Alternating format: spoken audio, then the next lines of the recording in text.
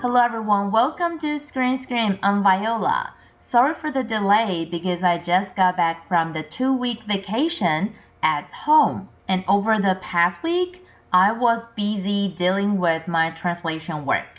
But today, I'm going to talk about some niche movies in Asia. And hope you like the show today. In Top 007 session, I'm going to cover all the movies on the chart and recommend you which movies to watch this weekend. Now let's listen to the introduction of the first new movie this week. Crayon Shin-chan, Mononoke Ninja Chinpuden. The film features Shinosuke as a ninja and will reveal if Shinosuke is the real son of Hiroshi and Misai.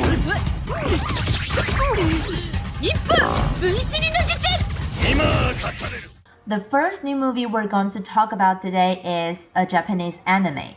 Unlike Conan or Pokemon, I'm not so sure whether Crayon Shin-chan is very famous in the United States, but I personally haven't watched any episode myself since childhood. Now I still don't watch it. I don't like the content, but the reason why I introduced this movie version is because 2022 marks the 30th anniversary of Crayon Shin-chan, and the recent movies are critically acclaimed.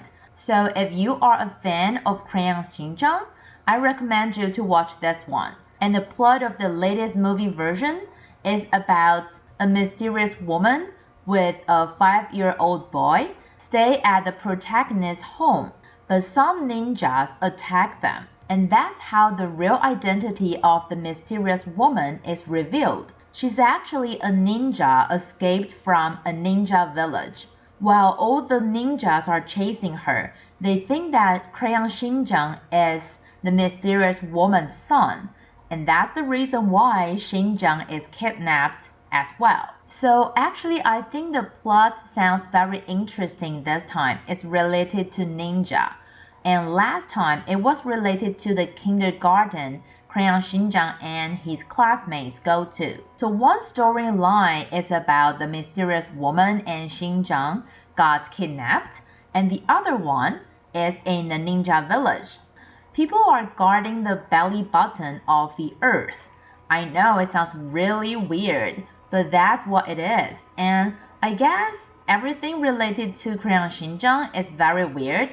Oh yes, actually Crayon Shin-chan is not an animation for kids. It's definitely one of the animations that are designed for adults. Definitely not for children. So in the story, if the power of the belly button of the earth is leaked, the earth will stop turning around. And there's no tomorrow for the whole world. And that's the biggest crisis the ninja village has ever faced. So in the latest movie version, we get to know whether Crayon Shin-chan is the son of his parents. But we also can see how they're going to save the world. I don't think I have a lot of friends who like Crayon Shin-chan, so this really is a niche movie market. But if you like it, do go watch it. And now let's move on to the second new movie this week. Mission, Joy, Finding Happiness in Troubled Times. An exploration of the remarkable friendship between Archbishop Desmond Tutu and His Holiness the Dalai Lama. Sex. Did you say that? The second new movie we're going to talk about today is a documentary. And although it's about the friendship between Tutu and Dalai Lama, it's actually a movie made by the US. It's directed by the Oscar-winning director Louis Saihoulios. He has won the Best Documentary at the Oscars before, and this movie recorded the winner of 2 Nobel Peace Prizes, the 14th Dalai Lama and the Tutu Archbishop in South Africa, and their classic conversation in India. I can understand that not many people would be interested in this topic, but right after I saw the introduction, I want to watch it because it seems so interesting. How they know each other, how they developed the relationship, and how they keep their relationship well over all these years seem very interesting. And what we know is that they both endure bitterness and violence, but they still insist on non-violence, and they're both pretty kind. Therefore, in the documentary, we can see how they share their personal experiences and the happiness of life with people around the world. You know, it says in the title, finding happiness in troubled times. Don't you think it's really suitable for times like this? We're having a war. I mean, this is 21st century. How could you imagine that we're still having wars in 21st century? Well, we did have some wars like in Afghanistan or Iran and all those places that the US caused the war. But it's also very important to stay optimistic. So I don't think you need to be interested in religions or in South Africa to watch this documentary. If you want to know how to make friends with people from different cultures, or you just want to know, yes, in such a troubled time, how do we stay happy? How do we find happiness?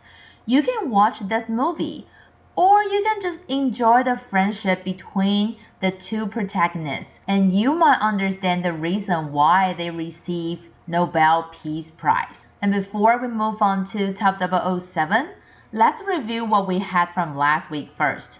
Actually, it's not big difference these past weeks. Top 3 was Top Gun Maverick, and we had Thor Love and Thunder as Top 2.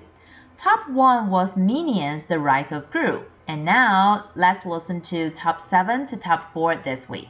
Top 7 Detective Conan The Bride of Halloween. Top 6 Where the Crawdads Sing. I had a family once. They called me Kaya. Top 5 明雄 Haunted House.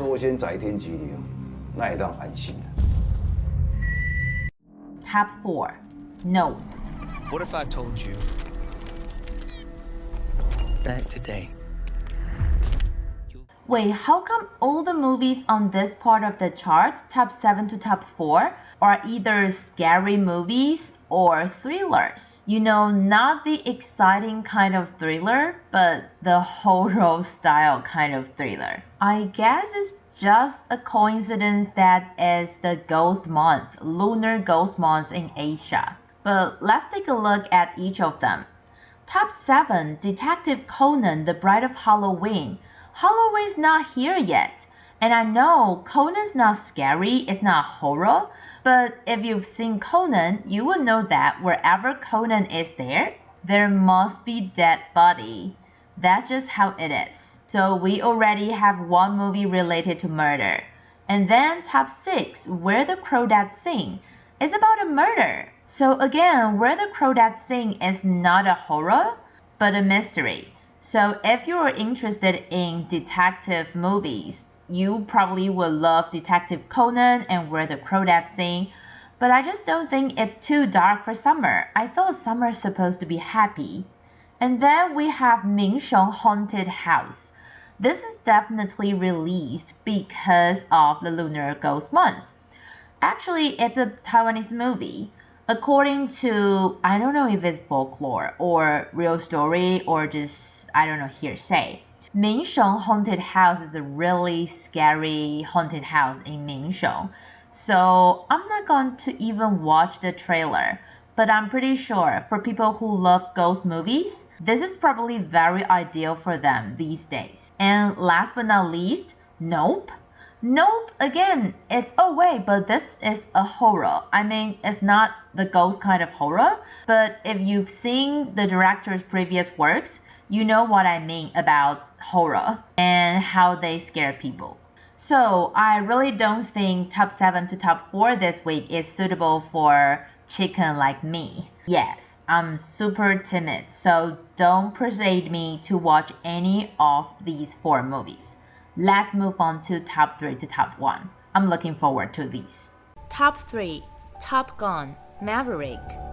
Captain Pete Maverick Mitchell. Let me be perfectly blunt. You are not my Top 2. Thor, Love and Thunder. He went from dead bod to good bod. And after all that, Mjolnir. Top 1. Minions, The Rise of Gru. Alright, I'm not Minnie. Please stop calling me that. Alright, we have exactly the same top 3 to top 1 this week. And as a Marvel fan, I'd like to talk about Thor, Love and Thunder once more. Last week, I mentioned one of the reasons why I don't like Thor, Love and Thunder as much as I like the other franchises. And today, I'd like to talk about another reason. Spoiler alert. I think it's okay to talk about spoilers. I mean, it's out for many weeks now. So what I want to say is that I believe there are many fans like me who were looking forward to the comeback of Jane Foster, Dr. Jane Foster. I'm not sure if she's the first love of Thor, but at least that's what we saw in Thor, the first episode. And in this episode, when we see Dr. Jane Foster, we know that she's diagnosed with cancer stage 4, which is very serious. And she's actually receiving treatment, but it doesn't seem well. So one day she just remembers that, oh, the hammer of God of Thunder has the power to grant health to its owner. So she goes to the Wonderland of Asgard, I forget the name, to look at Mjolnir, the hammer of Thor, previous hammer of Thor, that was destroyed by his sister Hera in the 3rd episode of Thor. And something magical and mysterious happened.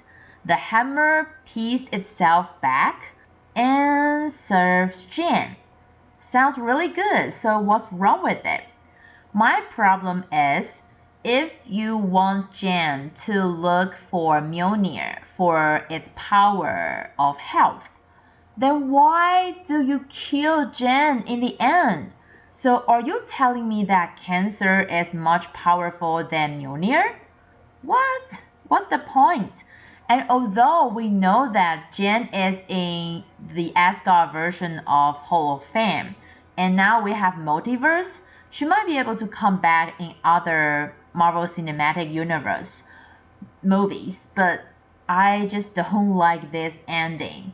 Even if you said it as because Jane has cancer now, she's no longer herself again. She needs to be the mighty Thor.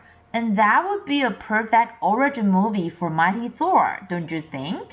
But how it ends is just super weird. I mean, for me, I think it's super weird. But I don't know, we will see. So that's my thought about Thor, Love and Thunder.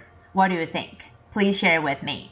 And I've been catching up with my work lately, so I hope to get the episodes back on track as soon as possible. So don't forget to check from time to time to see if I have uploaded the latest episode. Hope to see you next week. I'm Viola. Bye bye.